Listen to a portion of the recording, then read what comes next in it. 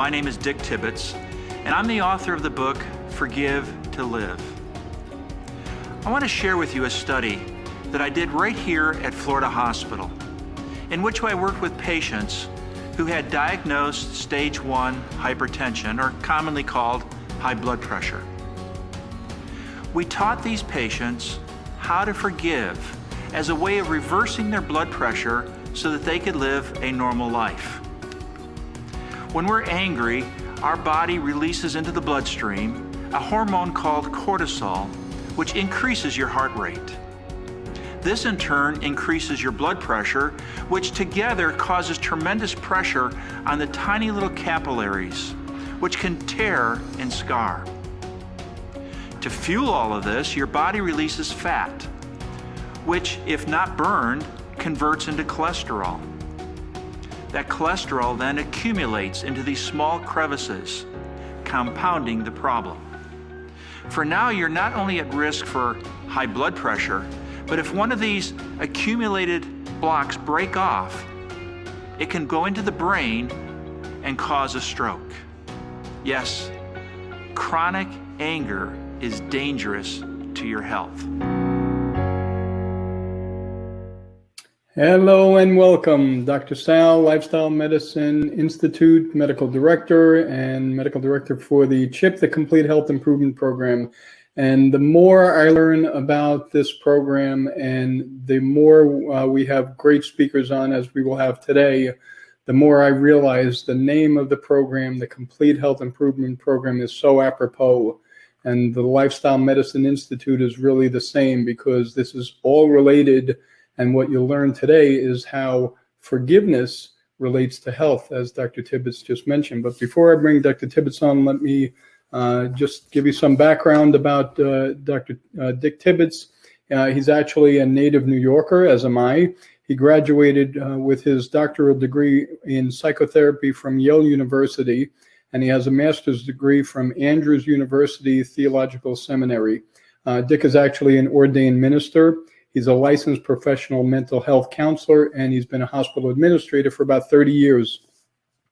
He's currently doing executive coaching and performance coaching. Really interesting. He does performance coaching for NASCAR racers and other people that are in the motor race sports. So that's really very interesting. We were chatting about that a little while ago. During his career, he's been a pastor as well as a hospital executive at Kettering Medical Center, Loma Linda University Medical Center, and Advent Health. In addition, he's conducted original research. This is a really cool part. He's done original research on how forgiveness has to do with heart disease, and as was mentioned in the trailer, how it has to do with cerebrovascular disease, the risk of strokes. He's presented this information at the National Institutes of Health, at Harvard University, the Mayo Clinic, Duke University, and Stanford University. Dr. Tibbits is also the author of the book called Forgive to Live, How Forgiveness Can Save Your Life. And actually, as part of this program today, we have he's offered a special 40% discount for anyone that would like to buy the book. And in February of this coming year, he's coming out with his new book called The Stress Recovery Effect. In addition to everything that I mentioned above, Dick enjoys motorcycle riding, tennis, and national parks. So I am very pleased and honored to have Dr. Dick Tibbits on for today. So welcome, Dick. Nice to see you. Yes, thank you for having me join you. Excellent, excellent. So, you know, with the bio, one of the first questions that comes to mind, and just to remind the listeners, if you have a question, please put it in the chat box. That would be great, and we'll try to answer as many questions as we can. But how does forgiveness relate to health in general? You know, most people are surprised in a health forum that we're talking about forgiveness. So I just want to start with the general concept that our mind and body are connected. So what goes on in your mind affects your health. I like to say it this way: what you think about can actually be more dangerous to your health than what you eat. What goes in the mind affects the body as much as what goes in the mouth. All right, that's so true. That body-brain connection that we talk about, and we've recently spoken about that on some of the previous episodes that we've done. is really so strong, and your thoughts and your emotions and what's again mentioned in the trailer really has a lot to do with what happens physiologically to each individual. So how does this affect, how does your mental health and your physical health interact? And how does that really affect the quality of your life, your longevity? Are there any studies that really will give the listeners more information about that? Sure. Dr. Redford Williams from Duke University wrote a book entitled Anger Kills. And what he did through both prospective and retrospective studies was to show the high correlation between people who retain anger. So it's not getting angry. We all get upset about something and it passes, but it's the retention of that anger over time that really gets formed through a mental story that I call a grievance story that I rehearse over and over again in my thinking. And the problem is, every time I think about that story of someone who did something that hurt or damaged me in some way, it doesn't matter if that event happened yesterday or 20 years ago, the rethinking about it today brings that emotional content back to the forefront. And so if it's something that's really negatively affected my life, it's not like I think about it once in a while. We find that people think about it all the time. And it's that constant rehearsal, that constant thinking about that story that keeps my body in an alert state, whether that's a stress response, an anger response. But feeling follows thought, and body chemistry, blood chemistry follows feeling. So if I'm thinking about something and that thought upsets me, that emotional upset then converts through into my system, my endocrine system, and into my blood system. It releases certain hormones and various body chemistries that alter my physiological well-being. So the first thing is you really can't tell somebody to stop thinking about something, because the very act of trying to stop thinking about it reinforces thinking about it. Yeah. Right. So what we need to do is not to stop thinking about it, but to think about it differently. And forgiveness gives us a framework to begin to reframe that story. And so rather than seeing it totally from a victim perspective and totally out of a mindset of blame, this is what this person did to me, this person has ruined my life, this person has hurt me deeply, is to reframe that to say, you know, I can live the rest of my life stuck in that mindset. Or I can use a time-honored principle like forgiveness to reframe, to view it from a different perspective, to empower myself to be able to say, this is something I can deal with. This is something I can gain control of. And forgiveness is that process that isn't just something that's somebody just thought of. It's something that has been utilized by populations of people and by individuals for centuries and decades and even millenniums. So I encourage people to use things that work, and forgiveness is an excellent way to see injustice through a different lens. Right, exactly. Yeah, taking yourself out of the victim mentality and even thinking about how do I learn something from what happened. You know, I've had many patients over the years tell me that they've gone through tough divorces and people are not talking to one another at years later, and it really affects your mental and physical health. So how do you get yourself out of that mindset of being the victim, understanding that you can learn from that and hopefully, make some sort of a difference going forward? But how does the ability to forgive affect the levels of stress and depression and insomnia? I mean, we're living through this pandemic right now, and stress is probably at an all-time high. So now we're adding, the issues of not being forgiven or not having forgiven someone else? How does that really affect the stress, depression, and insomnia, mental health problems that we're dealing with? Sure. So when I've been hurt by someone, whether it's a parent, a spouse, a boss at work, I have an emotional reaction to that. And depending upon one's personality and makeup, I either go internal and then just play that story over and over again in my mind, and that can become depressing. It can produce anxiety because where do I go from here? What do I do next? Or I can push it out, which is what people tend to do who get angry. I try to do something with it. I try to act. I try to get back.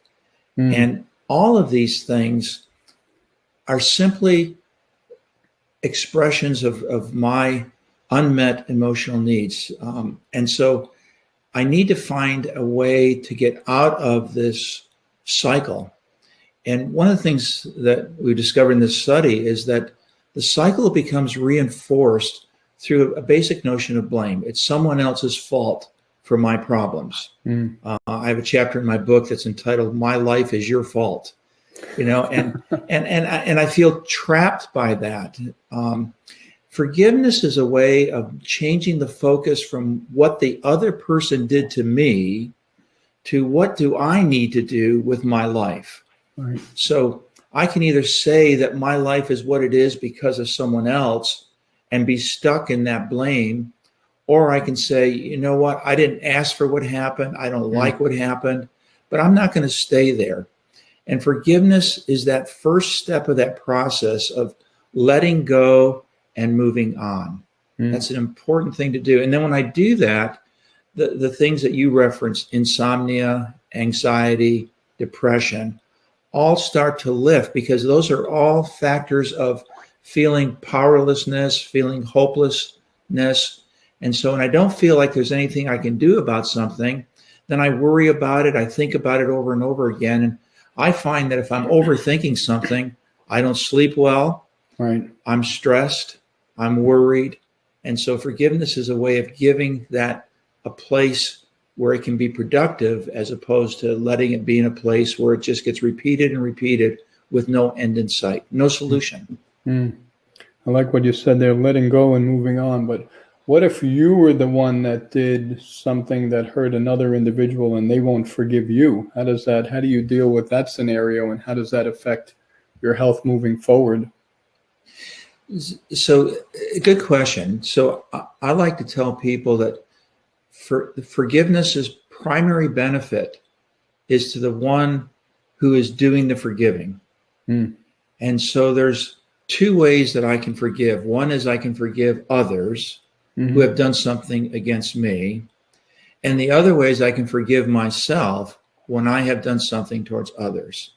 But the common operative is that I need to forgive. I can't be dependent upon someone else asking for forgiveness.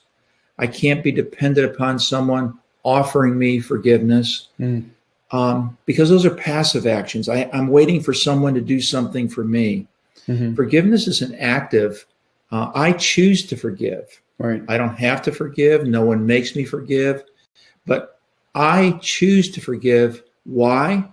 Because I come to realize how beneficial forgiveness can be to my life, both emotionally, relationally, physically, and spiritually. There are multiple benefits to forgiveness. And that's one of the things that I really take time to point out in my book, so that people begin to look at the trade-offs. I don't want to forgive. I'm upset at that person. I don't like them. Why should I forgive them? And I like to remind people that forgiveness is really an activity you do for your own healing. Right. And so focus on what you need to do, as opposed to staying focused on what the other person has done. So, you brought up the word, you said, I choose to forgive. People will say the same thing about I choose to love someone, or I choose to make a decision about X, Y, and Z, the things that I do during the day. The CHIP program, and what we really teach in the program is there are so many things that we do on a daily basis that are choices which lead us down one of two roads, either the road to being healthier or the opposite, the road to chronic illness and so on and so forth. So, when you think about it from that perspective, it sounds a little different than I'm choosing not to eat that cheeseburger and I'm going to eat a salad, but now I'm choosing to actually forgive someone for a wrong that they did to me, forgive myself for the wrong that I did to someone else, even, those situations may not have changed. So that's really good. I think the people listening probably really hopefully taking this to heart. I want to add to that. So we make choices all the time. Mm-hmm. The question is, was the choice made unconsciously, in other words, out of habit or what I'm used to doing, or was the choice made consciously? I stopped and thought about it and then looked at my alternatives, because choice is choosing between alternatives, right, and saying, which is the best choice? And so I encourage people to get conscious, to get aware of. And forgiveness, that's why it's a choice. I have to think about forgiving, because if I don't, I probably go down to what I'm used to, and that's the blame game. Right. It's everyone else's fault but mine. And blaming never fixes a problem. It never solves a problem. It just leaves me stuck in my own hurt. Mm-hmm. So get conscious, think about it, or to borrow a Shakespearean phrase, to forgive or not to forgive. That is the question. Right. Will you forgive? And when you've been hurt, that's really the only question you need to answer. Am I going to forgive, or am I going to retain the hurt and anger? And from that simple choice, that very important choice, two pathways open up for me with two very different results. Right. That's true. And when you think about it, life is so short for all of us that have been in healthcare for many years. You realize how life changes dramatically from one day to the next. You may think that you're well today, and tomorrow, as you mentioned in the trailer, you could have a stroke or you could be diagnosed with cancer. So when you really look at it from that perspective, we don't know how many days we all have on this planet going forward. So really holding on to those grudges is really difficult. Dr. Deal is on the line. Thank you, Hans, for being on again and for participating and for being our champion that we've come after. So Hans, I asked, how do you forgive someone who's no longer around or alive? Great question. Yes. First of all, let me say hi to Dr. Deal. He's a good friend and associate, and I appreciate all that he's done with his holistic approach to health. Very important. So, the question comes up in many different forms. Do I need to actually say to someone in verbal words, I forgive you? Can I write it? Or do I even need to say it at all? And so I tell people, the person benefiting by forgiveness is the one forgiving.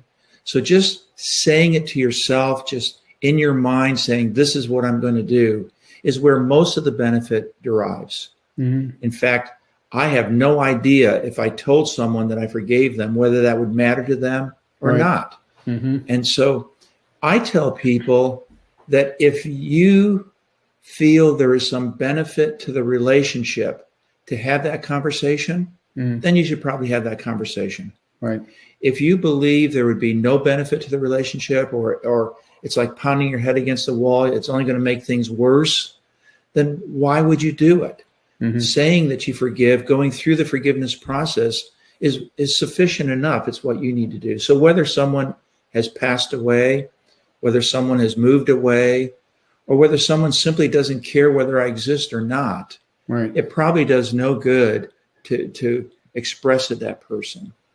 And yet on the other side, if I want to heal the relationship, I've actually encouraged people to go to the grave and to say to that person, even though they've passed away, they can't hear what I'm saying, I need to heal that relationship. So if there's a need to change the relationship, then forgiveness needs to be shared.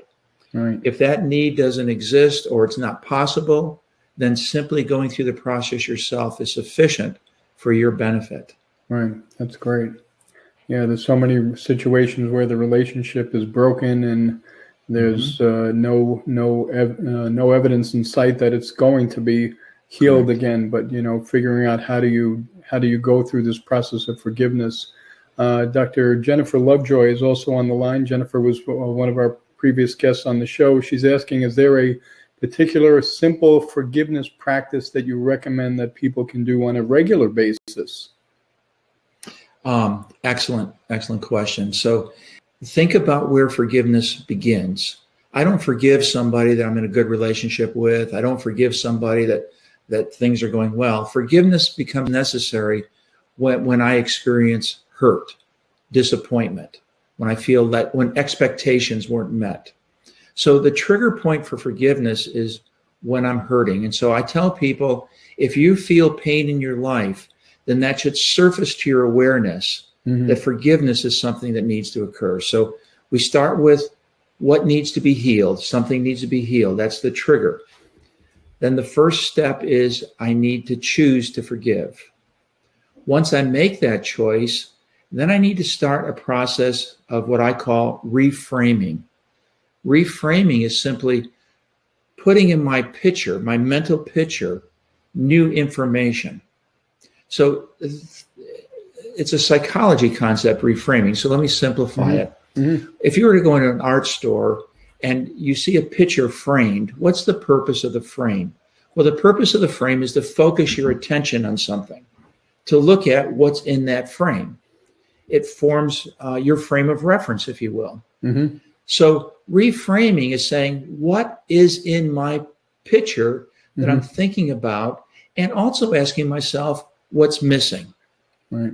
So one of the principles I like to bring here is that when you're upset at someone, your brain, your thought process goes towards all the things that are wrong about that person. Right.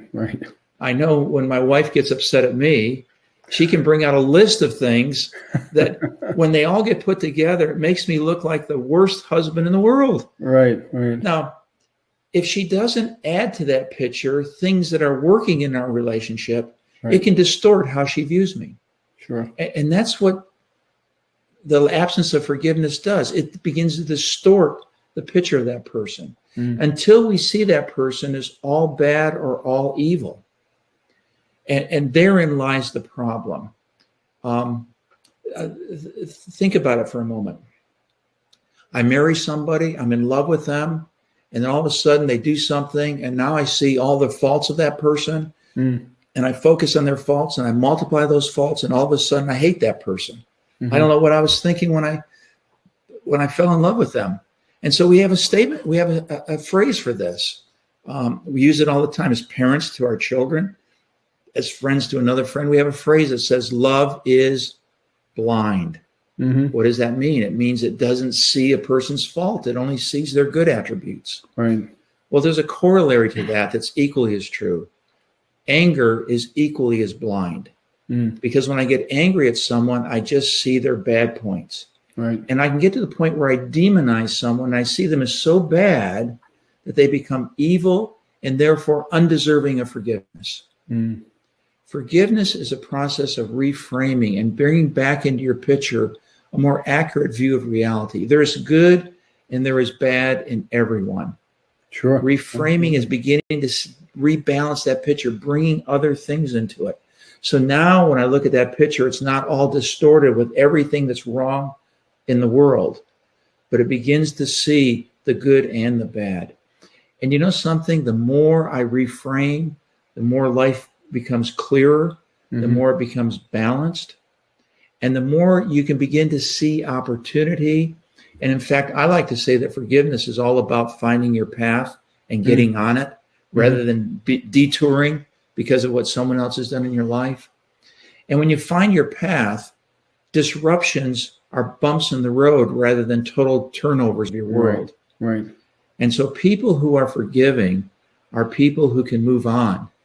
People who withhold forgiveness and retain resentment are people who tend to be stuck. Right. So to summarize then, is there a hurt? That's the trigger, the starting point. Am I willing to forgive it? That's the beginning of the journey. The process is reframing, and the end result is a healthier view of the world. That's a great summary or great action plan for people to take going forward, because one of the things that I do in my practice is really to try to identify risk factors that individuals might have for their health. And although we might talk about, are you sleeping okay? Are you feeling depressed? Are you having any stress in your life? Really up until now, I haven't thought about this as another risk factor. If you really have experienced some hurt in your life and you haven't gone through this whole process of forgiveness as the way you just described it, that's another risk factor for chronic illness and even cancer. So Yes. I think I'm going to list that, I'm going to include that in my list of checkoffs when I do a history with patients to really see, are there any deep issues that might be affecting you psychologically and emotionally that could be affecting your physical health? I think that's, well, I've definitely learned something from this session so far. This is great. And really, maybe to answer Jennifer's question, focusing on the positives, doing something on a daily basis where you really, it's almost like when they tell you if you're counseling someone, always sandwich two positives in between the negative that you have to give that individual. Mm-hmm. So really focusing on the positives of an individual makes you realize that, yes, I still love this person, but, like everyone else, like myself included, this person has faults. We all have faults that we have to deal with. I was going to say, psychology tells us that basically negative thoughts have a weighting of about 5-1 to positive thoughts. So if I say 6 things about you, 5 of which are positive and 1 of which is negative, right, an hour later, you are going to be more attuned to and remember more clearly the negative. Right. And so the question is, why is that so? And the theory is that negative things are survival things. And so we are creatures of survival. And so we tend to prioritize avoiding danger, avoiding things that can hurt us. And so we're much more attuned to those things, so that when something happens to us that was painful or hurting, it amplifies at least 5 times within our system. So if I'm not intentionally looking at forgiveness and staying on course with my life and not allowing someone else to detour me, and I bring back to my life those things which are important and which are positive and which are directional for my well-being, I need to do that, because if I don't, the negative just amplifies too loud. Right, exactly. And that's just such an important point now, when it seems like so much in the world is negative. We're dealing with so many things that you just open up the television today or listen to any stories or read the newspaper, and there are so many things that are negative. So I think we really have to focus on that whole field of positive psychology. Yes. And how do we really set ourselves up each day to stay on the positive side of life? Because it's otherwise you really go down that wrong road. I want to read a few more of these comments here. Forgiveness is breaking the chains of being bound by the person who offended you. It helps you to move forward. This is just a comment from Priscilla. Thank you for that. She's saying, thank you for this great presentation. Kathy says, I hold no grudges towards anyone else. I often get angry at myself for doing something wrong or stupid, and I sometimes need self-forgiveness. Any thoughts on self-forgiveness? Yeah, so there are people who are overly conscientious. They're careful, may even have some perfectionistic tendencies, but they really want to do things right, and they want to live life right. And so when they do something wrong, it really affects them to a larger degree than someone who's carefree and doesn't care, and it's your problem, I don't care. So people who have that extra sensitivity, and that's found more prevalent in faith groups, because faith groups want to live life the right way. Right. So they need to be more aware that forgiveness is a two-way street. Forgive us our debts as we forgive our debtors. Right. We need to both forgive others and forgive ourselves. So again, the same thing. If I'm feeling like I've hurt somebody, that's pain. That should be the trigger. What should that trigger? It should trigger my choice to forgive. The difference here is, who do I need to forgive? I need to forgive myself. Right. And I need to remind myself that I'm deserving of forgiveness. Right. No one is perfect. No one does everything right. The Bible says that we're all sinners. Psychology tells us that we all make mistakes. Right. So don't feel that you're above that. So if you do something that you can't undo, Yeah, you can say to that person, I'm sorry, Right. but you ultimately have to tell yourself, I need to forgive myself. It's not something I want to do again. It's something I need to learn from. And then what? I reframe it. I look for the positive. I look for those directional things in my life that get me back on track, and I move forward. Right. I deserve forgiveness equally as much as anyone else deserves forgiveness. And from a spiritual perspective, it really doesn't matter what religion or even world religion you are. Mm-hmm. They all teach forgiveness. It's one of the universal theologies across all faiths, that there has to be a place for forgiveness to deal with the problems of this world. Mm-hmm. So forgive yourself. It refreshes and it renews. That's great. Yeah, taking that responsibility and accepting the responsibility for doing something wrong that hurt another individual is an important piece mm-hmm. of the recommendation that you just gave. I'll read one more question because we're almost out of time, but Esteban says this is such an important topic because we have to take into consideration the body, mind, and spirit when it comes to feeling whole.